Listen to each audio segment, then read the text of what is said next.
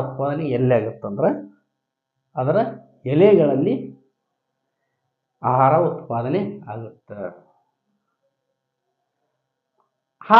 ಸಸ್ಯಗಳಲ್ಲಿ ಆಹಾರ ಉತ್ಪಾದನೆ ಮಾಡುವ ಕ್ರಿಯೆ ಏನಂತಾರ? ದ್ಯುತಿ ಸಂಶ್ಲೇಷಣೆ ಕ್ರಿಯೆ ಅಂತಾರ. ಏನಂತಾರ?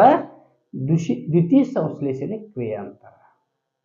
ದ್ಯುತಿ ಸಂಶ್ಲೇಷಣೆ ಕ್ರಿಯೆಗೆ ಬೇಕಾಗಿರುವ ಪ್ರಮುಖ ಅಂಶಗಳು ವೆರಿ ಇಂಪಾರ್ಟೆಂಟ್, ಕೇಳ್ತಾರೆ ಇದನ್ನು. ದ್ಯುತಿ ಸಂಶ್ಲೇಷಣೆಗೆ ಬೇಕಾಗುವ ಪ್ರಮುಖ ಅಂಶಗಳು: ಸೂರ್ಯನ ಬೆಳಕು, ನೀರು, ಇಂಗಾಲದ ಡೈಆಕ್ಸೈಡ್, ಪತ್ರಹರಿತು. ಏನು? ಸೂರ್ಯನ ಬೆಳಕು, ನೀರು, ಇಂಗಾಲದ ಡೈಆಕ್ಸೈಡ್, ಪತ್ರಹರಿತು. ಪತ್ರಹರಿತಕ್ಕೆ ಇನ್ನೊಂದು ಏನಂತಾರ? ಕ್ಲೋರೋಪ್ಲಾಸ್ಟ್.